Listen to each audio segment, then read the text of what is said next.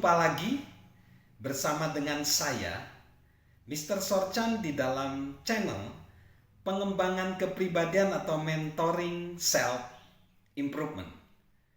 Pada saat ini kita masih membahas konteks besar hidup adalah pilihan.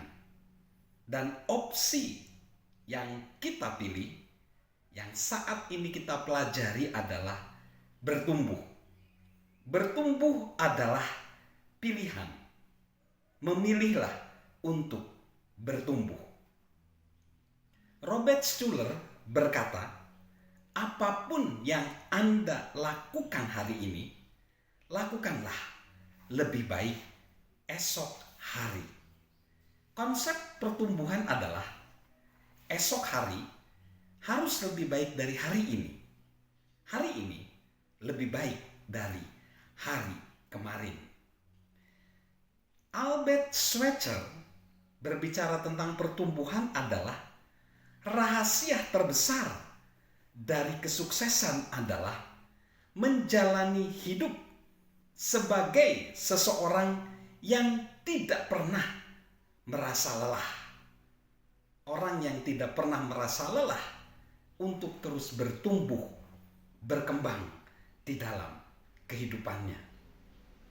Diana Nayet berkata, saya bersedia menghadapi apapun rasa sakit atau ketidaknyamanan, sementara tidak ada artinya bagi saya selama saya bisa memahami bahwa pengalaman tersebut akan membawa saya ke tingkat yang baru.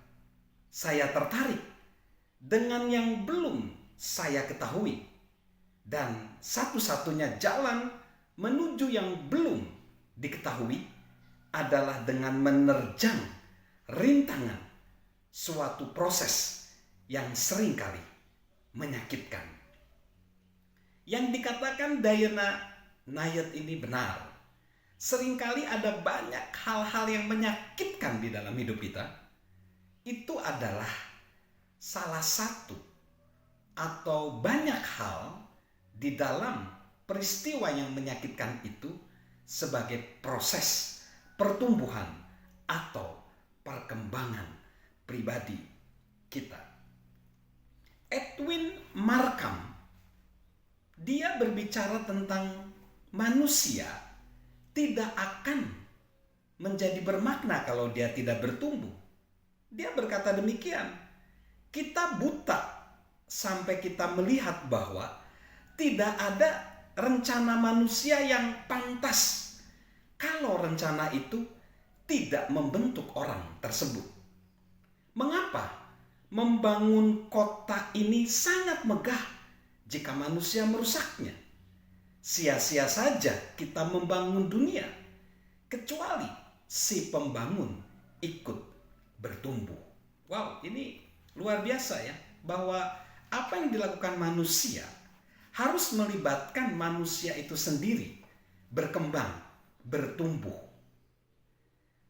Wesley Ekman berkata, konflik ditambah kasih sama dengan pertumbuhan. Artinya bahwa kejadian seperti konflik akan menjadi salah satu unsur pertumbuhan kita. Lalu mengenai prinsip pertumbuhan, ada yang dinamakan prinsip tongkat pengaduk bara perapian. Artinya apa? Pertumbuhan pribadi itu seperti tongkat pengaduk bara perapian.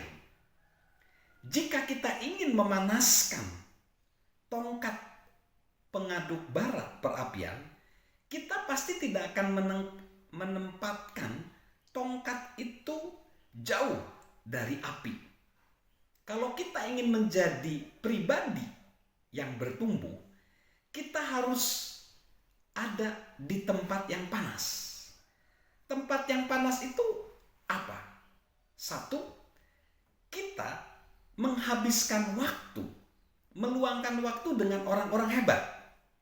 Yang kedua, kita mempelajari gagasan-gagasan hebat dari orang-orang yang hebat itu melalui tayangan, melalui channel YouTube, podcast, video, platform-platform media sosial lainnya. Kita dengarkan itu. Lalu kalau bisa, kita mengunjungi tempat-tempat yang hebat yang bisa menginspirasi kita. Lalu yang keempat, kita menghadiri acara-acara yang bisa mendorong kita melakukan perubahan. Bisa dalam platform online tentunya saat ini di tengah pandemi ya. Lalu kita membaca buku-buku bagus. Itu caranya untuk kita bisa bertumbuh. Nah, John Garniger berkata, kebanyakan kita gamang saat kita kehilangan tekanan di antara tempat kita berada dan tempat kita seharusnya berada. Itulah pertumbuhan. Kita harus sadar tempat seharusnya kita berada dan tempat kita berada sekarang. Di situ ada gap yang selalu harus kita jembatani. Nah, mengenai pertumbuhan kepribadian, kita harus sadar ada 4 fase pertumbuhan berdasarkan pendapat dari Ken Blanchard, ahli manajemen.